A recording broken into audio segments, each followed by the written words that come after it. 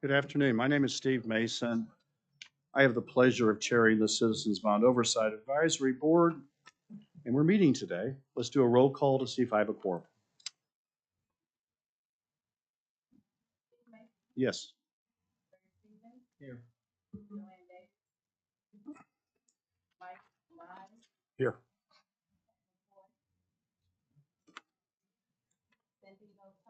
Present. Present. All right, so I have a quorum. I would like, at the end, we always have board comments. I'd like to do an initial board comment as we begin. Today's a sad day for this community with the passing of Mr. Rabbits, our county public defender. He passed this morning. And as long as I have been around, I remember him as the public defender, so decades. And I'm not a lawyer, but just him caring for people. So, He was a great guy. would you like to say a few words about Mr. Rabbit? I had a chance to work with him on the Criminal Justice Council and got to know him a little there. I had known him a little before that.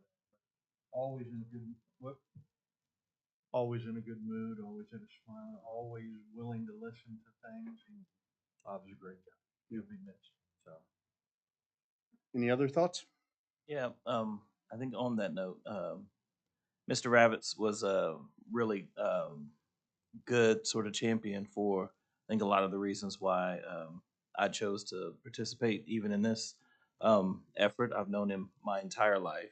He was a really good friend of my father's and a bunch of other folks who very involved in the criminal justice system for a good portion of my life. So I hadn't heard that news, but I definitely share those sentiments. I think the county and our community has definitely lost a champion for looking out for those who a lot of time gets overlooked and a champion for justice. So appreciate that.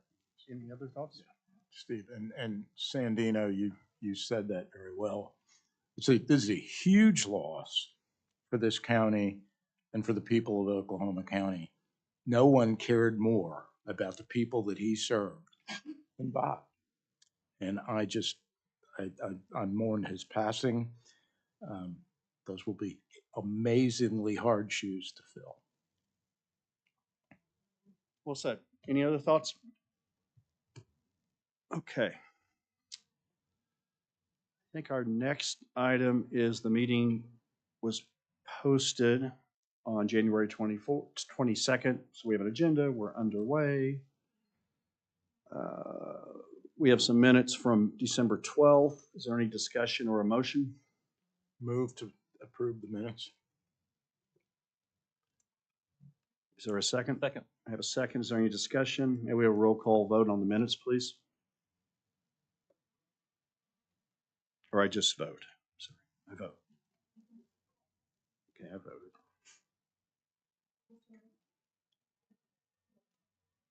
What's that? I did. Oh. Okay, that passes. Thank you. The next item is under recurring items. I'm gonna bring something up under recurring items, just everything. So I don't see it later. If it was here later, Stacy, are we gonna talk about hiring a acquisition agent later? In your somewhere, or you wanna talk about it now? This would be a good place to talk about it. We've already done that. The Board of County Commissioners hired Smith Roberts Land Services to be their acquisition agent. Javier sat on the committee for you guys in the interviews, and we had 4 companies. 2 of them declined at the last minute to interview. Probably the nature of the project being very difficult, but we had 2 really good interviews. It was a hard decision, but we made a good one, and they're already working for you. What is their role in this process? Any of the sites that gain traction, they are contacting the owners of those properties to make sure they really do want to sell. We're trying to get permission to go drill those sites, gather any information that we can possibly get. And then if the commissioners actually pick the site, they'll help us, appraisals and closings and that sort of thing. So pretty well defined role. Any questions from the board or the public on this? All right, the next item, Stacy, is a presentation by HOK. Let's go.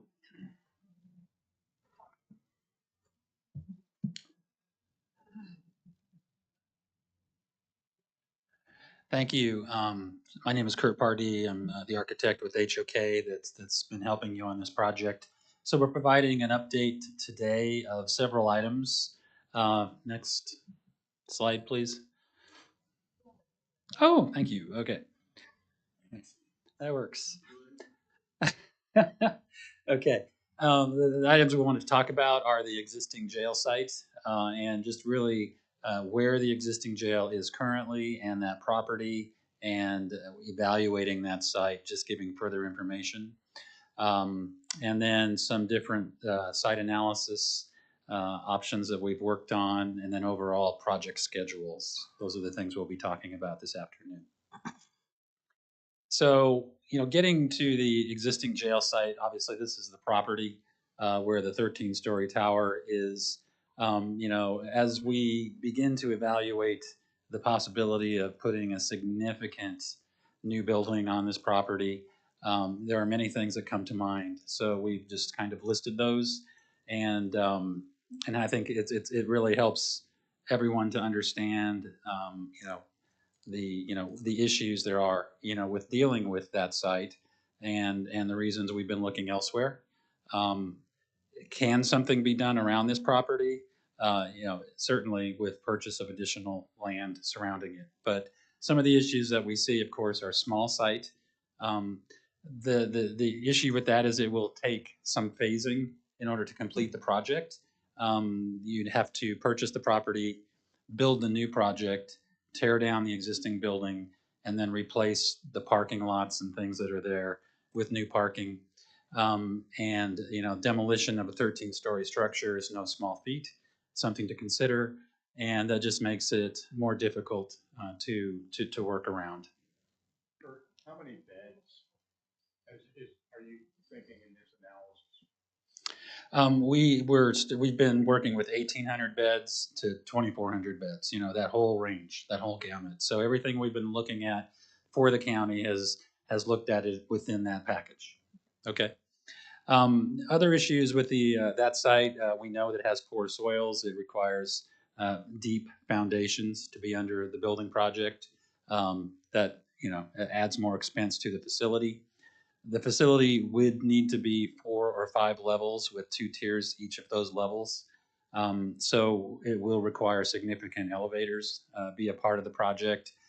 Those have been a big concern for the county as we move forward with this project.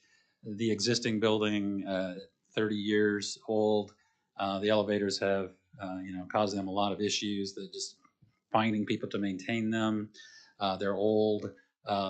Of course, new building project would have new elevators, but just starting out with something that we know that the county has had issues with for years is something we're trying to stay away from. So that's just one of the small items, I think. No laydown space for construction. The existing site, is really completely utilized. Their parking areas up on the north and the west, the 13-story tower, the drive into the Sally Port, the back of the house space for deliveries, the public parking on the east side off of Chartel. There is no unused area on this jail site. So as we would purchase additional properties adjacent to these, that would all be used for new building space. So it just begins to be another issue to be concerned with as we would move forward. With these items, there would be significant cost increase, up to 10% of the cost of the project. So, if this is a $300 million project, that's $30 million. That's a significant amount to consider, and would likely be more than that. We're excited to have the CMAR come on board in the next several weeks, and they will be helping us evaluate construction cost as we move forward. So, they can get us some more definite ideas of what that cost increase would be. And we also have been working with a third-party cost estimator on our own team. So, I think at some point in the very near future, we'll have a great idea of what those costs would be, and also what cost of our building project that we're designing are going to be. You would have to abandon a portion of the adjacent Robert S. Kerr Avenue. Abandoning a street takes time. It takes a lot of approvals through various, the city and various departments. So that would take some time to do that. In addition to needing the land on the north side of Kerr Avenue, Robert S. Kerr Avenue, we also would want the county to look at purchasing adjacent sites to the west next to North Clawson Boulevard for future growth. Because one thing when you build up, adding on to that or having space for future expansion isn't there. You have to plan for that in the future with projects like this, or kind of overbuild in the beginning. So it's a choice you have to make, and that can cost more as well. Of course, that land could be sold by the county, which would provide additional funds for the new jail project, if the county were to choose to sell that property. And multi-story jails do sometimes limit the use of or how much natural daylight you get into those buildings. If you think about a one-story facility, it's a much broader footprint. There's more ways to get natural light into the facility, either with clear story lighting or all of the outdoor recreation yards. So it is really important for this facility, as we are talking a lot about behavioral health, how to best treat inmates in the facility that are receiving care for behavioral health, for them to have as much natural daylight as possible. So that's something to consider. There'll be less parking availability and fewer opportunities for expansion of parking. As the county grows, this facility may need to increase. As you add services in the future, you want space to be able to add parking. There'd be less availability to do that on a small site. On the small site, there's less or no exterior area for refuge. So if you needed to do a mass exit of the facility in the event something really major happened inside the facility, you want space for inmates to have to go until you can get them put onto buses and taken somewhere else. So in being such a small site, you wouldn't have a lot of space to be able to do that. The land we need costs more in downtown than if you were to purchase it on one of the outlying properties elsewhere. Kind of adds to that 10% overage cost that we talked about earlier. The BCC, the Behavioral Care Center, is a big part of this project. Developing some beds for this facility that are for non-incarcerated individuals that initially are brought to this facility. They're going to be diverted directly to that space until they can figure out where in the community to take them. So being a behavioral care center, it doesn't really want to be within the jail. A smaller property is going to be really difficult for us to design it and not be a part of that main structure. So it makes it seem like it's more a part of the jail, as if it were on a larger site elsewhere and had more space to work with. And that kind of lends itself as well to the ARPA piece. ARPA funds for the behavioral health portion, we are on a timeline to get that portion of the project, the funds allocated by the end of 2024. So, we got to start now, or as soon as possible, with our schematic design. We need the site. We need to, move forward so that we can make that deadline. And then also building it. It needs to be built by the end of 2026. If it's part of the whole project, it's more difficult to dream that that's actually going to be built by the end of 2026. It's likely going to extend it to 2027. So it's a concern for the ARPA funds if it's part of this big project, which it has to be if it's on the downtown property. The existing site is 8 acres. We've been continually asking for, 40 to 45 acres for the project. It's just, just another thing to think about. So those are the issues, those are the items regarding the existing site and the reasoning that, we feel that looking elsewhere makes a lot of sense for the county. Yes. Are there questions from us about the existing site? Or the public? So I want to just clarify a couple of things in the presentation. So the presentation, I mean, you guys, so we're talking about the existing site. I guess I probably maybe want to ask for color on your feedback or your perspective. If we assumed that there were roughly, 8 to 10 acres to the north of the existing site, or was this presentation making that assumption? Because I noticed you talked about being able to do some acquisition, and I know it's hard to talk about what we could do, but if we assumed that there were another 10 acres or so to the north, does that still mean a 5-story structure on that space while the current site stays put, or was your evaluation assuming that there was another 10 acres, let me say, or so, that would come into the program, or were you merely talking about the existing footprint? In order to do a large facility adjacent to this building, you have to acquire additional space. We were involved in the master plan phase, and we, I think we had an option way back then that showed going to the north as an option, and that's just the way we developed it back then. The sites to the north, they weren't developed at the time. So I think that was one of the initial reasons that we went that direction with the option, but you have to have that additional property to be able to do anything down there. Okay, so yeah, I didn't ask my question well, but you did respond to it. So to clarify my question, your analysis is assuming that there would be 10 or so acres to the north that would allow for construction when we say on the existing site. Yes. Okay. Other questions from the board, comments, public on the existing site? And I think that's important what you said, Sandino, because we know the land up to Fourth is available.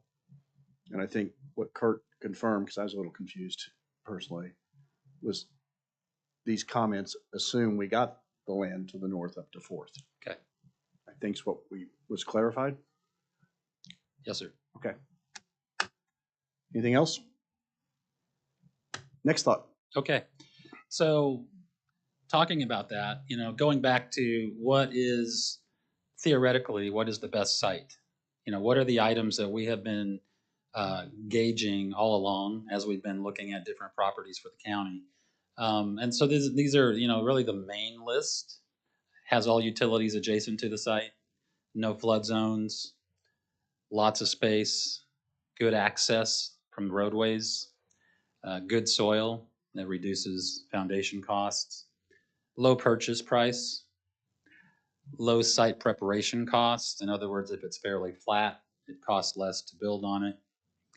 Current zoning capability, can it be zoned for jail? Close to downtown, reducing travel costs, transport costs for inmates coming back and forth to the county courthouse here is important if possible. And then public transportation close by, or making sure there's a way for those that are released from the facility to be taken elsewhere. So those are really what we have always been looking for and guiding in terms of what we're looking for the site. So we've looked at a number of properties. This is an image of how the single level jail, which is the recommended way to go, could be located on any large, fairly flat piece of property. So it's a hypothetical massing diagram, but as you can see, this kind of shows you at the front in yellow, it would be the public entrance to the facility. On one side would be secured staff parking. On the other side would be open public parking. We have in blue, we have all the housing, the general population housing for the facility. In the darker pink, we have behavioral health incarcerated housing. In the lighter pink, we have the medical and behavioral health, clinical and medical spaces for the facility. In the white, towards the rear, we have intake booking areas, vehicle sally port, really secured areas of the facility where people are brought in. And a little further away from that in white are the support areas such as food service, kitchen, laundry, maintenance, warehouse spaces for the facility. And then in the kind of lighter purple at the left is the non-incarcerated behavioral health center. So as we don't have a site right now, but if we had one, this is one great example of how that might work. We have others that we're working with as well, but it begins to show you a single level housing diagram. The lobby area, the administrative areas. There's also some courtrooms in that yellow area. So that would be a 2-story space. Would give a very pleasant, nice arrival at the site. And then there's also some inmate service space. There's some staff service areas as well. And this is just one way that this facility could fit onto one of the properties we've been looking at. It's not a complete design by any means. It's just an idea. It helps us move forward as we begin to develop all the functional diagramming and floor plans for this facility. So we'd like to also show some examples of facilities, single-story facilities that new jails look like, simply because that's what we're looking at. So, imagine with me here, as you look across the road and you see the new facility, these are just examples in other areas of facilities we've designed, single-story jails. Some of them have 2 levels at the front. And we'll just kind of go through these photos, and it helps you kind of understand what a new facility will look like.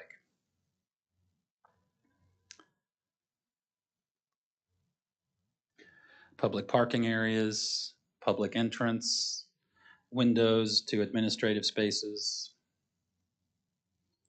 Here's a 2-story public lobby that's going to have administrative space, courtrooms, open windows, glazing, very inviting to the general public. Would be the main entrance for doctors and nursing and detention officers and attorneys and all those, the public, the families, everyone visiting the facility would be coming in this way.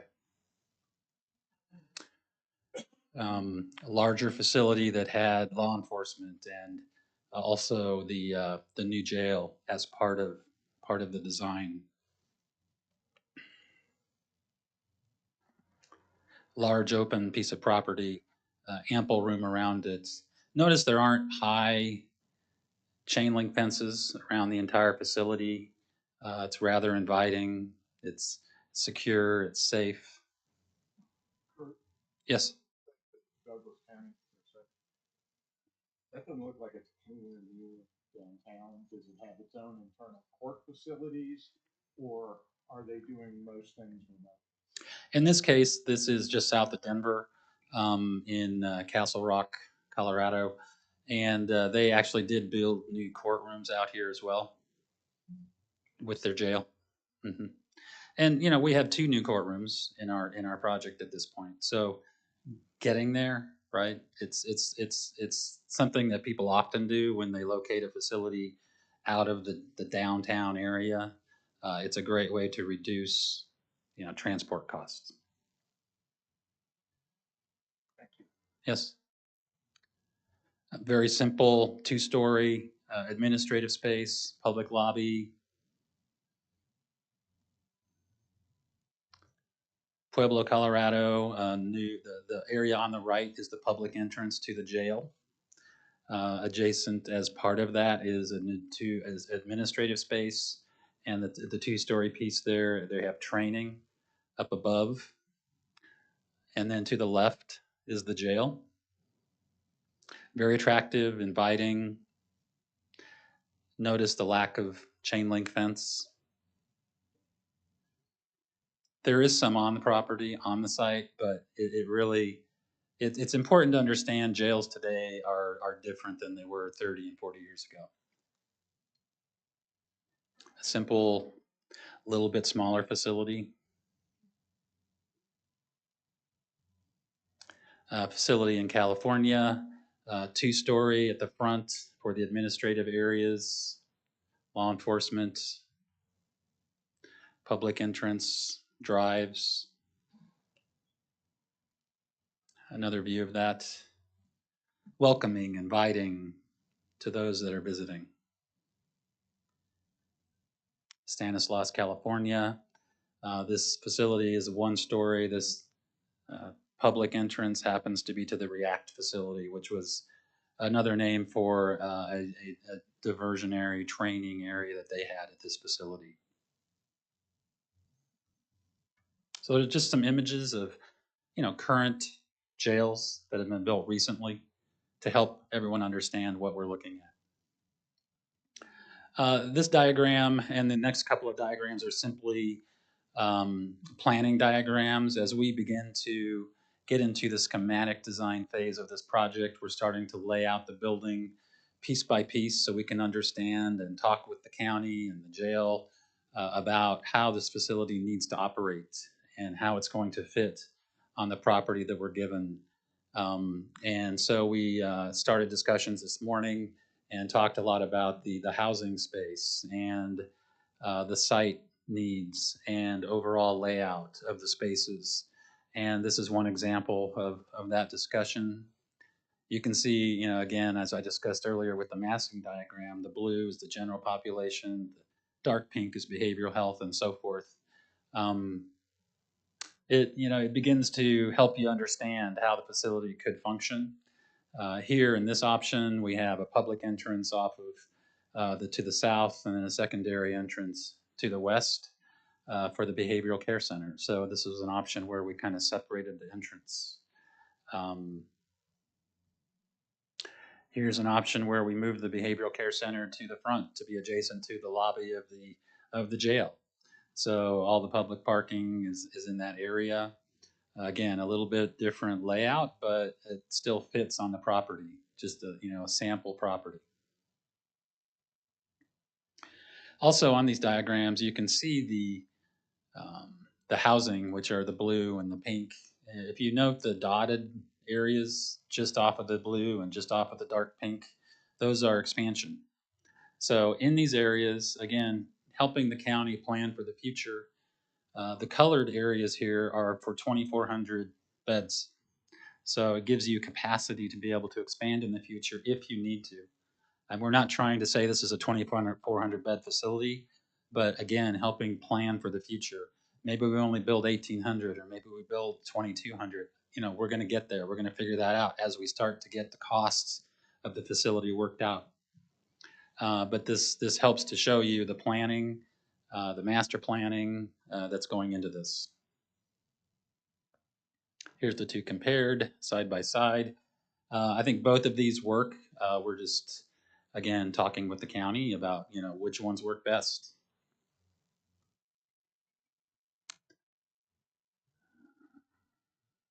And then we're also looking at different housing layouts. This one says linear housing option. The other one was it's a more square housing option. So it just changes how it does sit on the site a little bit. But again, it's about managing the inmates in the facility and helping to develop that very similar housing diagram that's going to be used throughout the facility. So we did that with both options.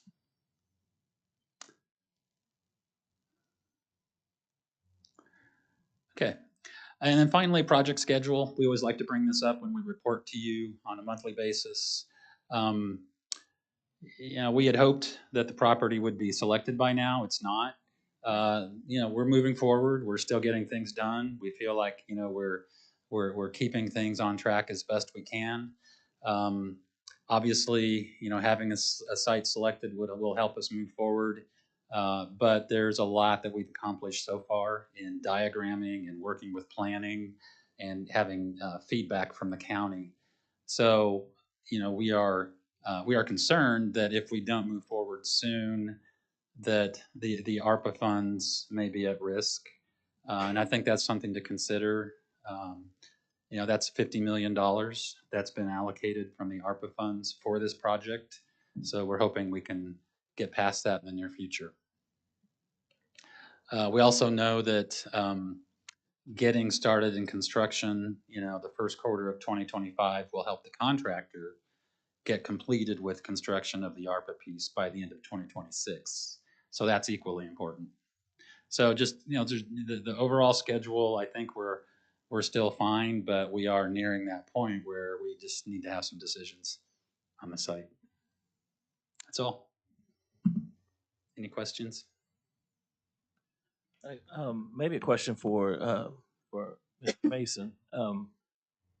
So is it, or actually, I guess it's a question for you guys too. So this presentation that you put together is, I guess I'm just curious about the communication that's going up to the Board of County Commissioners. So I think we probably have a uniquely appreciated perspective on like what timing looks like.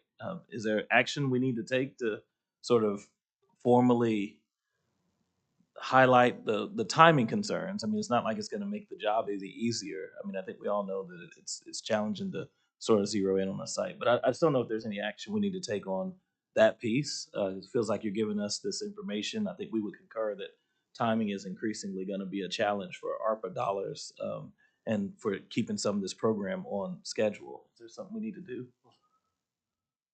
In our agenda, we could take action here. So if we chose to say something in a motion or talk about it, I believe it would be allowed today. I have one question. I just have one question. Okay, thank you. We talked about, the schedule as it relates to the ARPA funds, but also can you determine if there are escalation factors for a year and a half to 2 years past our schedule that we have right now and the cost impact to that? Am I making sense to you? I think if you're asking if there's cost escalation to a project like this that takes longer as it moves through the timeline, yes. Can you assess that or give some kind of insight into ultimately the impact based on cost and the timing? We can talk with some folks and we could report back with some information on that. We have a cost estimator on board right now to help us do that. We also have the CMAR, Construction Manager at Risk, coming on board fairly soon. And we can talk with them about that. They probably have some really good metrics that can help us with that. Okay, I guess that's what I'm looking for too, because with the extension of time, that escalation factor with cost needs to be known. Go ahead. Engineering News Record, which is a national publication, calendar year 2023 in Oklahoma, construction was up 23%. So your dollars are already 23% deflated. And I don't know what 24 or 25 is going to hold, but that's not a good pattern. Well, Mr. Trumbo, while you're there, I think just so to the point I was making earlier, and Steve kind of clarified that there is something that we could take a vote or an action. I mean, is what from you all's perspective is helpful or constructive? I mean, just given this presentation and given the concerns, is there something that you think you need from this board or some or I guess is there something we should be doing from your perspective as far as communicating or trying to articulate the challenges that are starting to stack up from a timing standpoint? Well, I think that at the last BOCC meeting, there was a constant theme from the public to keep it where it is. That was kind of the statement they were making. And we've made this presentation probably 3 times since 2010. And not everybody gets to see it because of timing and so on and so forth. It's been tweaked a little bit, but we're doing it again today. They'll do it again in the morning at the BOCC meeting, just so people can understand, yeah, you can keep it there for another 10% and some other challenges. So just what's your feedback on that? And then one of the things I found interesting from their presentation is every one of those sites they showed you that they've recently done, that none of them look alike. They are customizing these, to the community. And that may have a lot to do with the contractor.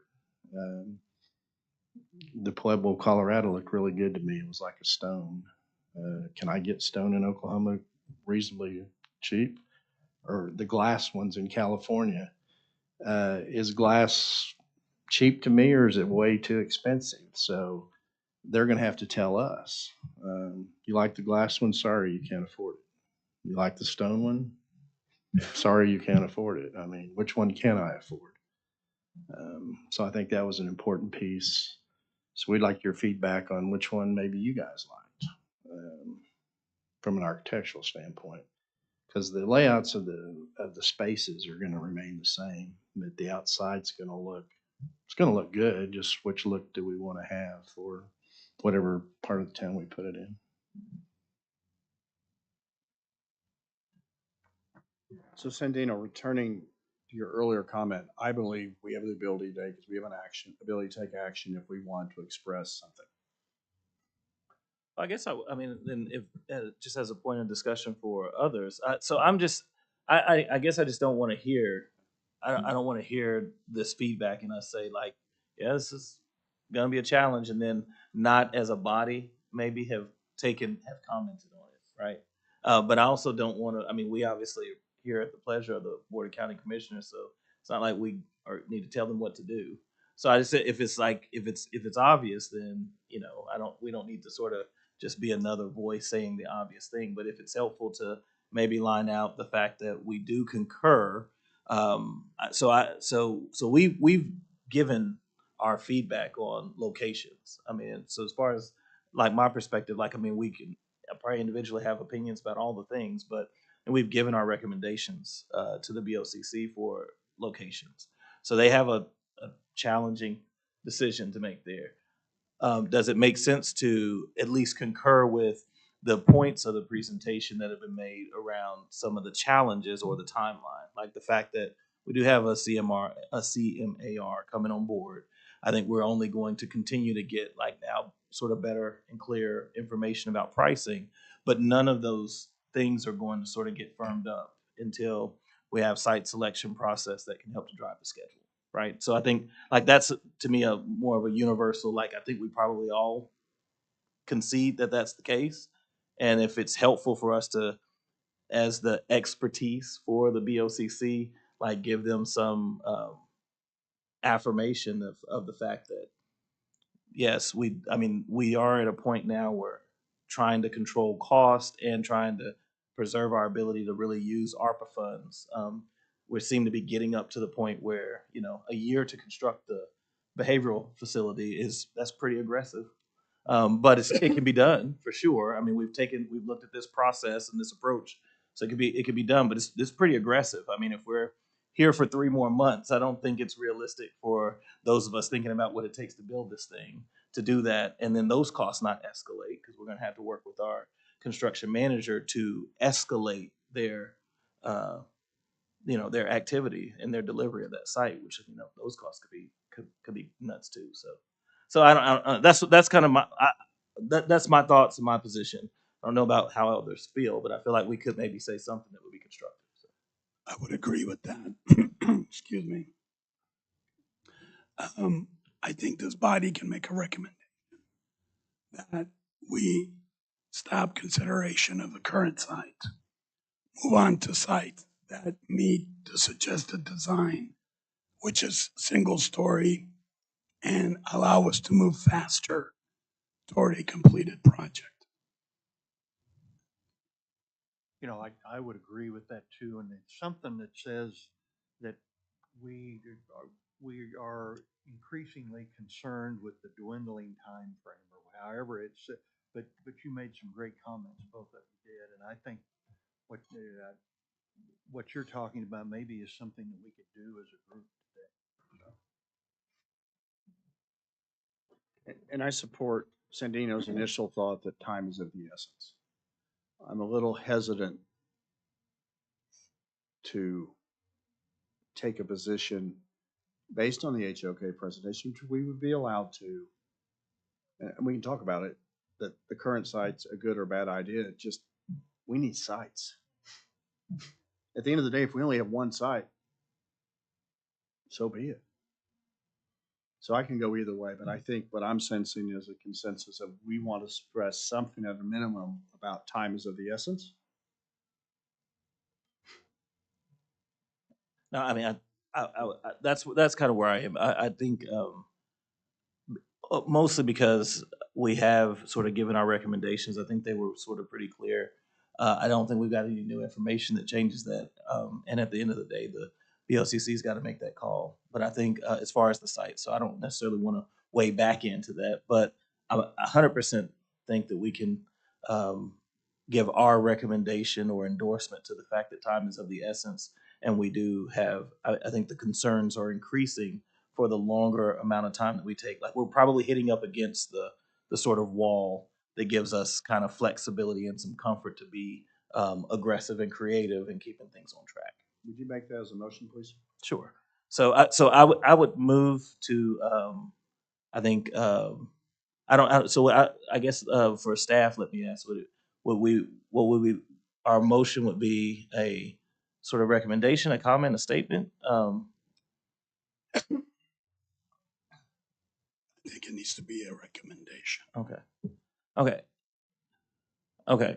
So sure, I think I would suggest a recommendation from this body that is taking consideration for HOK's presentation, our understanding of the current climate, the current sort of construction climate, and the constraints on the program to say that we are fast approaching, if not approaching, a point at which we're going to have continuing increased costs and maybe lose our flexibility and ability to be creative on ensuring that we can make full use of the ARPA funds and stay ahead of escalating cost regarding this project.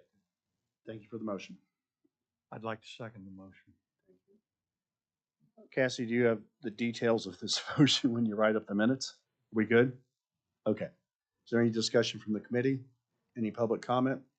Roll call vote, please, or press button vote.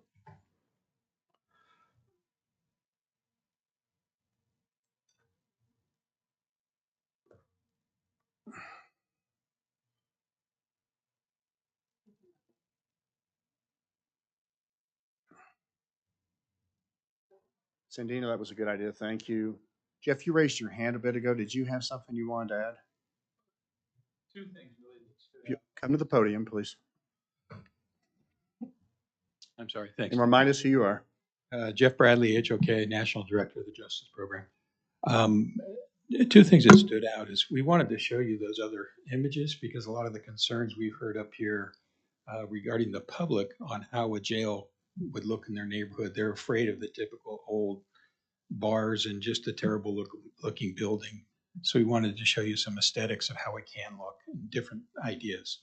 And with the creative design team that we have here and folks, it can be something very unique and different, and it does not have to look like a jail. And that's one. The other one stood out to address what Joanne had inquired about. Cost escalation on a project this size, scope, and magnitude, it's significant by month. You can actually get all the way down to week, but by month, I'm talking millions of dollars. Every month that we waited or taken to pick a site, it's millions of dollars. So that's what I wanted to. And that was probably implied in Sandino's motion, if not said. You said it great. Other comments from us, the public? Thanks, HOK. You're great. The next action item is a discussion about the construction manager at risk by Stacy. Yes, we had a document attached to your agenda that we had written. The contractor has seen it. I've had one conversation with him. In principle, he kind of likes the contract. The attorneys don't like it so much because there's some undefined words and stuff in there, but I think we might be able to work through that. Mr. Mize gave me a couple ideas on what we might be able to do there, but we continue to work closely to try to get this contract, which is just the first phase. It's pre-construction only. Normally, and in the last time we did this, we did the full contract from beginning to end, all phases, because we had all the money in place to be able to do that.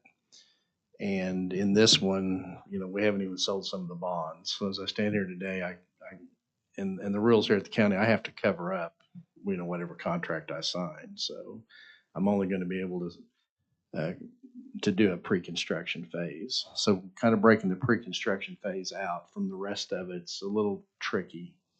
And of course, I'm going to try to leave more stuff in there than they're going to want to see, but it just kind of gives them a roadmap of where we're going. So you guys are going to take good care of the contractor, your fellow citizens. So you're not going to let me treat him unfairly. So they should just sign what I've already got.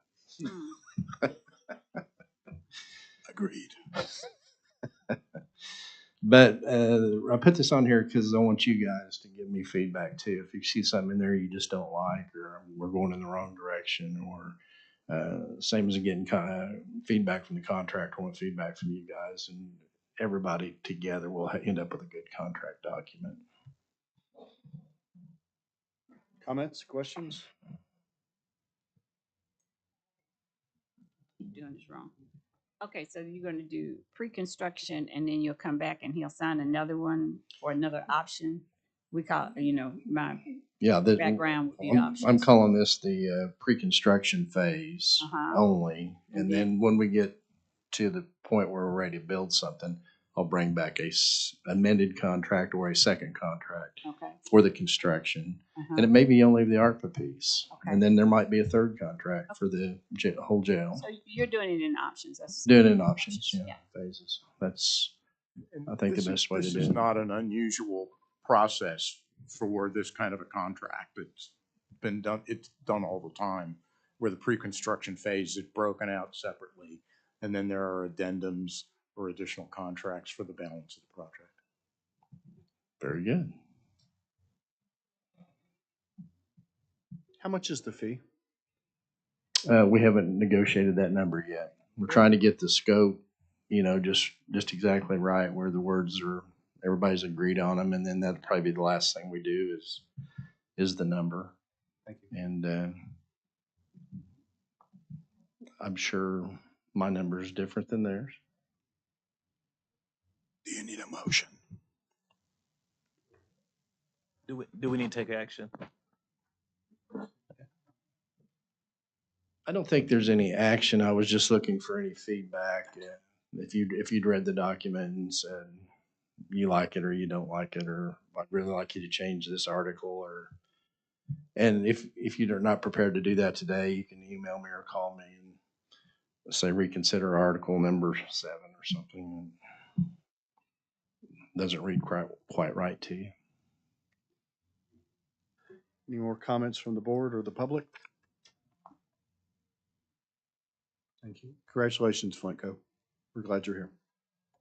Next item is a discussion of possible action regarding the transportation plan for detainee releases from the new adult detention center campus. Good afternoon. So the Remind us who you are, Timothy. oh, that's right, Timothy Tardibono, Executive Director of the Oklahoma County Criminal Justice Advisory Council, for the record.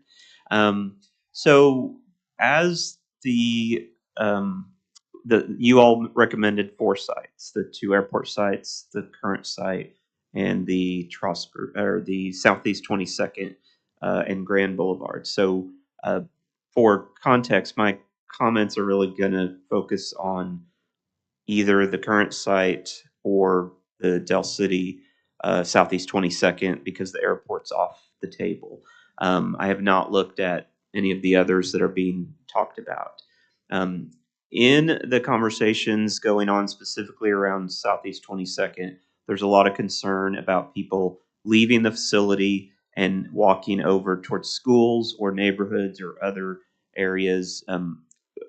Contextually, currently, we know that's not occurring.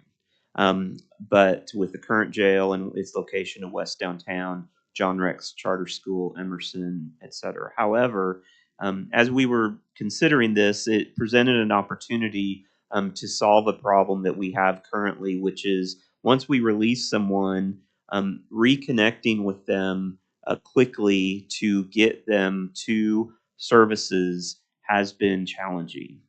And so we opened conversations with the diversion hub, and they currently have a certain number of people that come because they do some intake at the jail, as well as team, uh, drug court, and others, where currently they're going either to the diversion hub, to team, or to first step from the jail if you're in one of the programs. But for the general population, they are just being picked up. So we worked with the diversion hub, and there's 3 categories of time that this plan really deals with. The first one is the daytime hours of 7 a.m. to 5 p.m. And currently, what's happening is that the diversion hub is running that shuttle regularly, either for their individuals or anyone else when they pull up.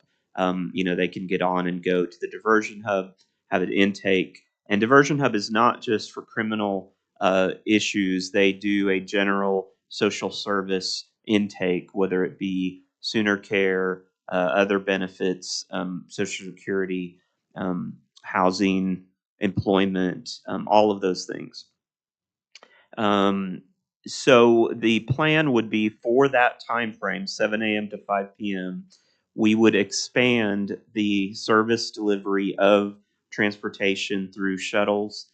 The current one, there's one. So we are working with a major transportation partner that would help enhance that to 2 or 3 or 4 shuttles, enough to keep a regular cycle going from that Southeast 22nd to the diversion hub, which is going to be at about 5th or 6th in Linwood, along Linwood. So not a tremendous distance. From 5 p.m. to midnight, I'm going to just pause that, and I'll come back to the 5 p.m. to midnight. Overnight, from midnight to 7 a.m., we have the architects are looking at how to design that release area. So if someone was released at 3:30 in the morning, they would stay there they wouldn't be in their cell. They would be in the releasing area, which would have appropriate accommodations so that they could stay there for the 3, 4, 5 hours until the shuttle comes at 7 a.m. To take them to the diversion hub. Now, I should put a caveat that says once they arrive at the diversion hub, legally we can't make them go into the diversion hub and go through the intake. But the opportunity is that we will physically be taking them to the doorstep of the service entry point at the diversion hub. It is up to them whether they want to go in and walk in or not. They could also arrange for someone to pick them up at the diversion hub, or for someone to physically pick them up at the jail, but no one will be just walking out of the jail. Then from 5 p.m. to midnight, the transportation partner will continue to provide that service, and we're still working on the location for them to go. Now, we're only talking about from 5 p.m. to midnight, a small population. Over the last 3 months, that's averaged about 10, 11 people. So maybe 15 or 20 might be a high. So we're not talking about a whole lot of folks. So the destination is still up for grabs. We do know that some of our homeless shelter partners have said, well, if they're homeless, it would make sense for them to come here. And so we're looking at that as well. If they're not unhoused, then we would have to think of another solution. The goal would be someplace where they could do an initial intake for diversion hub services and then hopefully show up again at 7 a.m. the next morning. The other thing I should say is Director Garner with the overnight, the midnight to 7 a.m. She's open to that, where they would just keep people there in the releasing center to make that happen.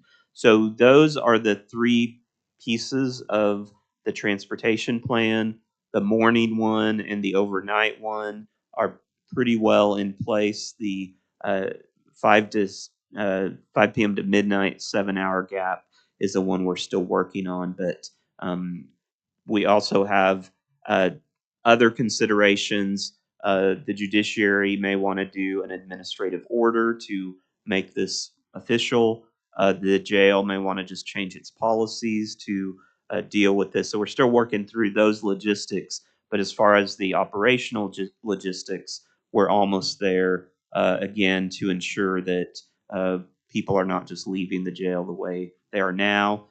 Obviously, we don't have to actually put that into operation until we get to the new facility, but I think there's some appetite towards if we were to come up with all those agreements and do the MOUs and everything that needs to be done, why not start piloting some of that even now? And so more to come, but we just wanted to give you all an update as the site selection is still going on. We know you've done your work on the 4 that are there. And so we just wanted to give you that update, and I'm happy to answer questions.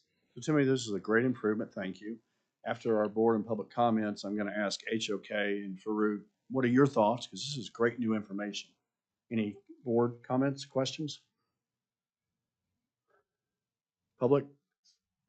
HOK or Farouk, what do you think?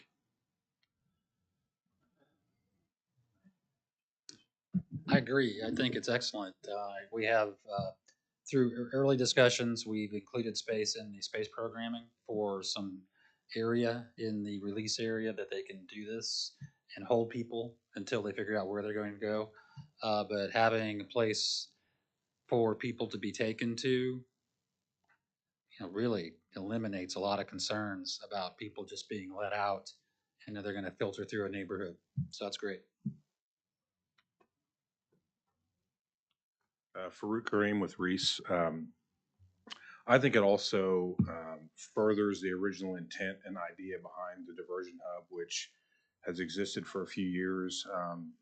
Plans have been submitted to the city for that MAPS project, and it will bid here within the month. But I think it's just a great way of furthering that process and kind of fulfilling the dream of that mission. I think the other thing that I would mention is that on some of the tours of other facilities that we've been to, in particular the jail in Wichita Falls, they had a kind of a similar release program. So there it was a little different. Basically, they release between, I think they said 7 and 5, and if it's outside of those hours, if it's over or below a certain temperature, you don't get released. There was no diversion hub to take them to, so there was a Love's down the street, so they get a ride to Love's. There's a phone there, and then they can do what they need. So I think Tim's group has pulled together an excellent plan, and I think you're going to hear in coming weeks and months. Kurt talked about some of the work that we are doing and can do now without a site. Even today we were in discussions with Brandy and her team about just programming that could happen, diversionary or even skills training programming that's going to happen in the new facilities. So we think it's great, and we applaud Tim's efforts and look forward to having a facility where we can implement it. So Farouk, who's the architect on the new diversion hub, and how's the design? We are the architect on the diversion hub, and we think it's a great design. You know, it's such an interesting new idea for this community, and it's pretty amazing when you're there, seeing the things that are happening in that building. There's a lot of people that are coming in with small children, so you immediately see the impact that it's going to have on not just people who are justice involved and struggling through things in the community. I also want to point out and applaud some of the other things that they're doing that Tim mentioned. It's not just helping somebody navigate the justice system. It's, when they come through that door, do they have clothes to wear? Do they have food to eat? Are they in a state where they can discuss where they need to go next? And providing access to some of those critical social services, I think, is going to be really important. So we're excited about it. Other board comments, public comments today? We're to the end here. We're to board comments, public comments, unless there's something else we want to talk about. I don't think so. Do I need a motion to adjourn? I have a motion to adjourn. So moved. Motion, do I have a second? Any discussion? And we vote to adjourn. Thanks, everyone. And we meet again sometime in February. Someone knows when we're meeting. See you then. That's good.